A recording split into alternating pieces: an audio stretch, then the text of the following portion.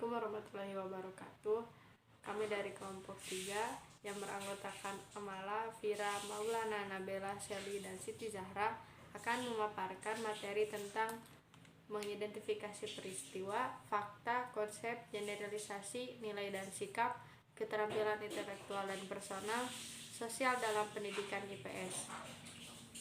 Materi pertama akan disampaikan oleh 225. Di sini saya akan menjelaskan mengenai peristiwa dalam pembelajaran IPS, fakta dalam pembelajaran IPS, dan konsep dalam pembelajaran IPS. Yang pertama ada peristiwa dalam pembelajaran IPS.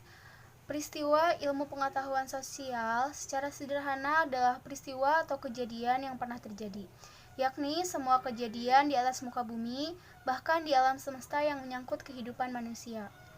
Peristiwa atau kejadian ada yang bersifat alamiah seperti gunung meletus, banjir, tsunami, tanah longsor, dan lain hal sebagainya yang disebabkan oleh alam semesta ini. Lalu juga ada peristiwa insaniah, yakni peristiwa yang berkaitan dengan umat manusia, seperti pembangunan jembatan, skandal korupsi, pemilu, krisis moneter, inflasi, dan lain hal sebagainya. Peristiwa merupakan suatu kejadian yang benar-benar pernah terjadi.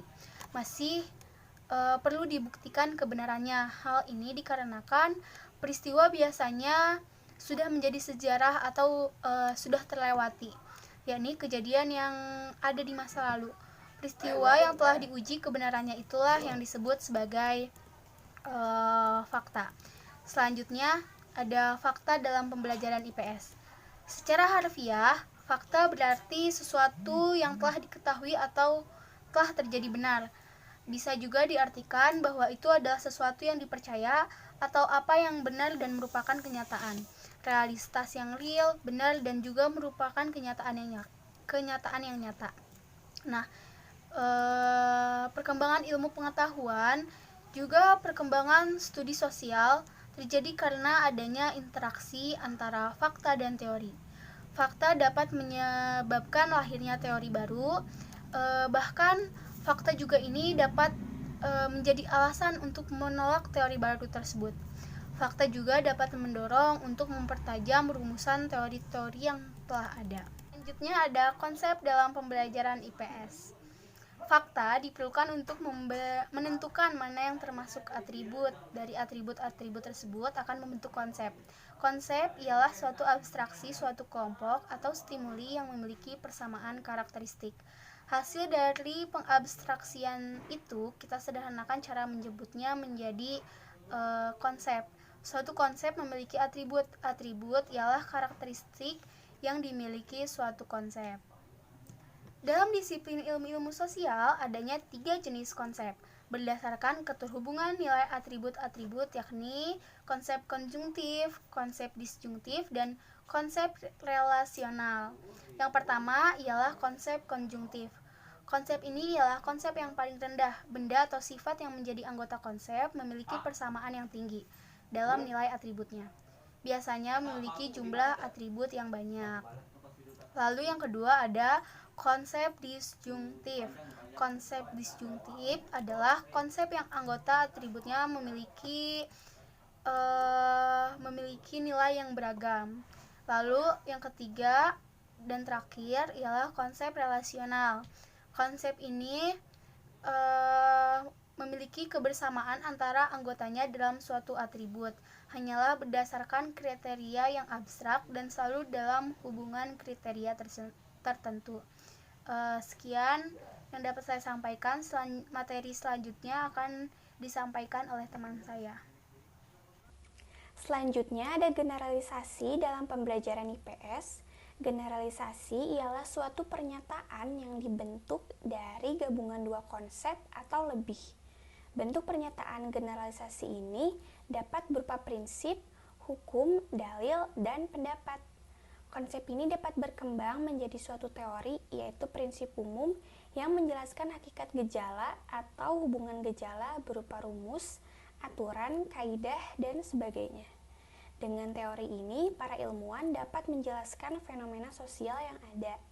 Salah satunya adalah Götz dan Lecomte. Teori ini dapat dibagi menjadi 3 menurut Götz dan Lecomte. Yang pertama itu ada grand theory. Grand theory adalah sistem yang mengaitkan konsep yang abstrak sehingga dapat digunakan untuk memprediksi sejumlah fenomena. Yang kedua adalah theoretical models. Teori ini dipakai untuk memecahkan masalah yang diungkapkan. Dan yang ketiga ada formal dan middle range theory. Teori ini adalah teori tingkat menengah yang menjelaskan tingkah laku manusia yang abstrak. Lalu ada manfaat bagi siswa yang mempelajari generalisasi. Yang pertama, siswa akan memahami proses sosial yang terjadi di masyarakat dengan baik. Yang kedua, siswa tidak mudah melupakan suatu konsep karena diperolehnya suatu pemahaman yang mendalam. Dan yang ketiga, konsep dan generalisasi yang telah dipahami akan membuat suatu peristiwa lebih jelas kaitannya dengan peristiwa yang lain. Selanjutnya yaitu nilai dan sikap dalam pembelajaran IPS. Menurut Sumat Madza tahun 1977, dalam kehidupan bermasyarakat, berbangsa, dan bernegara, pengembangan sumber daya manusia berkualitas di era kemajuan iptek dewasa ini yang sangat urgen. Pengembangan SDM harus bersama dengan pengembangan nilai-nilai tergantung dalam pembelajaran IPS, sebab IPS syarat dengan nilai-nilai seperti nilai teoritis, nilai praktis, nilai edukatif, dan nilai ketuhanan. Nilai dalam pembelajaran IPS dibagi menjadi 4, yaitu yang pertama, nilai teoritis. Membina peserta didik hari ini pada proses perjalanan diarahkan menjadi SDM untuk hari esok. Oleh karena itu, pembelajaran IPS tidak hanya menyajikan dan membahas kenyataan fakta dan data yang terlepas-lepas, melainkan lebih jauh dari itu, yakni menelaah keterkaitan aspek kehidupan sosial yang lain. Peserta didik dibina dan dikembangkan daya nalarnya ke arah dorongan mengetahui sendiri kenyataan dan dorongan menggali sendiri di lapangan. Kemampuan menyelidiki dan meneliti dengan mengajukan berbagai pertanyaan. Mereka bina serta kembangkan. Kedua yaitu nilai praktis. Pokok bahasan IPS dengan hanya tentang pengetahuan yang konseptual, teoritis belaka, melainkan digali dari kehidupan sehari-hari. Misalnya, mulai dari lingkungan keluarga, di pasar, di jalan, dan tempat-tempat lainnya. Dalam hal ini, nilai praktis disesuaikan dengan tingkat usia dan kegiatan peserta didik sehari-hari. Selanjutnya yaitu nilai edukatif. Salah satu tolak ukur keberhasilan pelaksanaan pembelajaran IPS yaitu adanya perubahan perilaku sosial peserta didik ke arah yang lebih baik. Perilaku tersebut meliputi aspek-aspek kognitif, afektif, dan psikomotor. Peningkatan kognitif dalam hal ini tidak hanya terbatas makin meningkatnya pengetahuan sosial, melainkan juga peningkatan nalar sosial dan kemampuan mencari alternatif pemecahan masalah sosial. Oleh karena itu, materi yang dibahas dalam pembelajaran IPS tidak hanya terbatas pada kenyataan fakta dan data sosial, melainkan juga mengangkat masalah sosial yang terjadi sehari-hari. Terakhir yaitu nilai ketuhanan.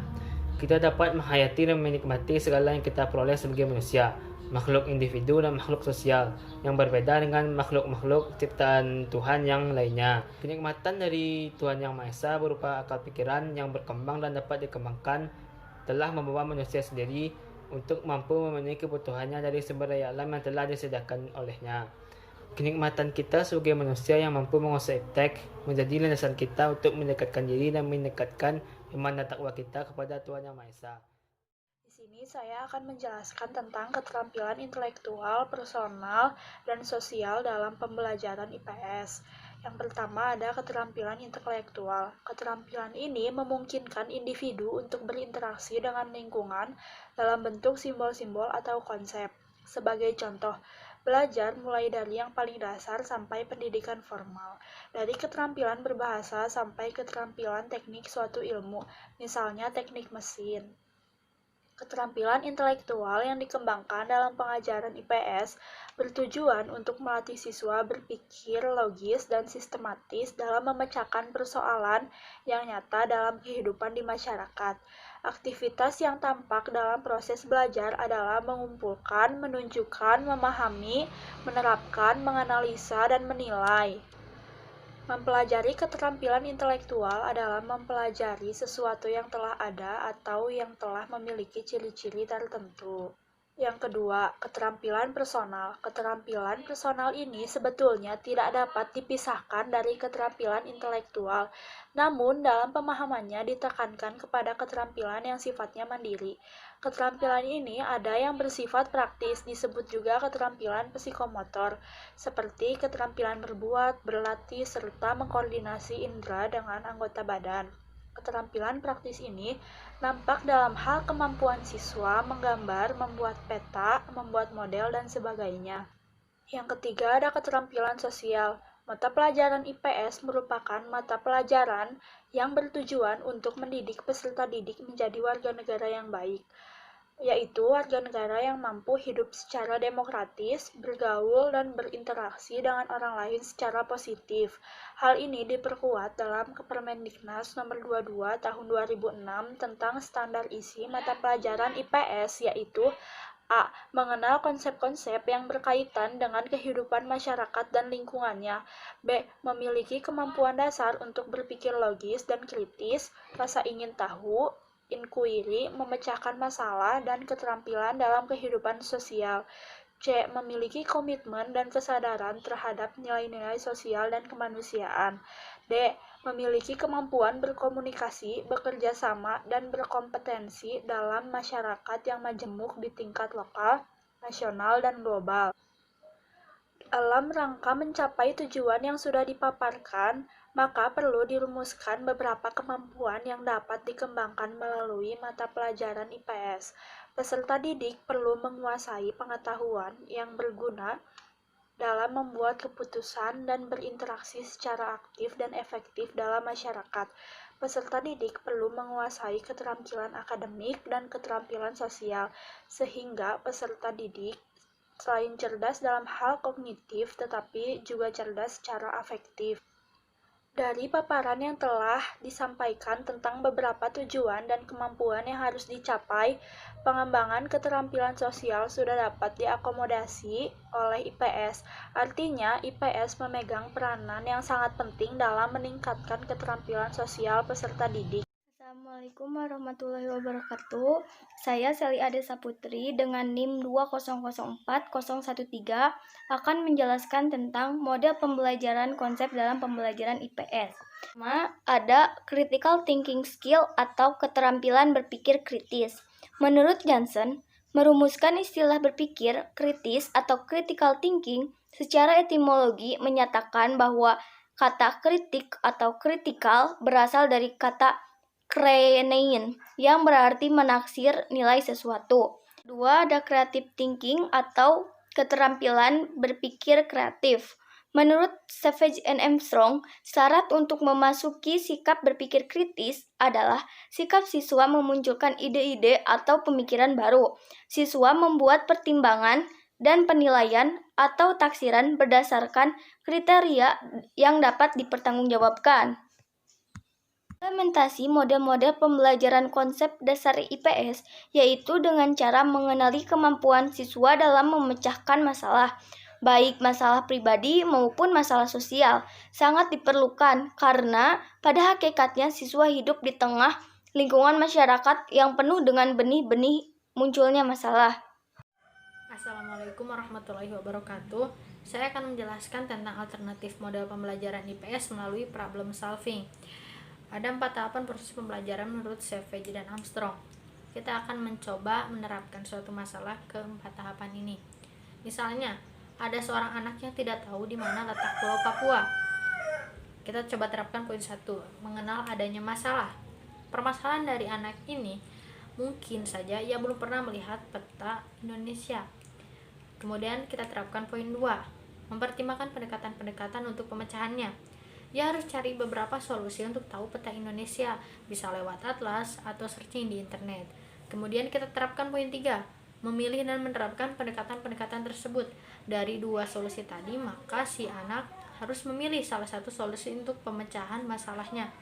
Contoh, ia memilih melihat lewat atlas, karena dirasa lebih mudah dan lebih enak mungkin ya. Terakhir kita terapkan poin 4, mencapai solusi yang dapat dipertanggungjawabkan. Ketika anak tersebut telah melihat peta Indonesia melalui atlas, ia harus bisa mempertanggungjawabkan permasalahannya tadi, yaitu mengetahui di mana letak Pulau Papua. Kemudian, untuk model pembelajaran solving inquiry atau model pembelajaran penemuan. Secara umum, batasan yang tegas antara tiga pendekatan atau model pembelajaran tersebut belum ada kesepakatan.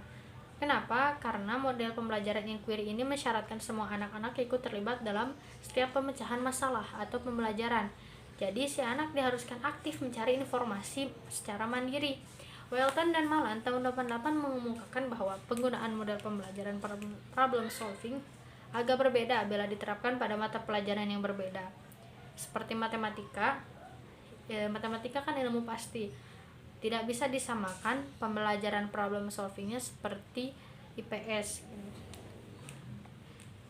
Selanjutnya, model pembelajaran pengambilan keputusan. Makna konsep pengambilan keputusan berkaitan dengan kemampuan berpikir tentang alternatif pilihan yang tersedia, menimbang fakta dan bukti yang ada, mempertimbangkan tentang nilai pribadi dan masyarakat. Banks tahun 90 menyatakan tujuan dasar inquiry sosial adalah untuk menghasilkan pengetahuan dalam bentuk fakta, konsep, generalisasi, dan teori. Savage dan Armstrong tahun 96 mengemukakan ada 7 langkah proses pembelajaran pengambilan keputusan sebagai alternatif. Nah, dapat kita baca oleh masing-masingnya, ada 7 poin di sini.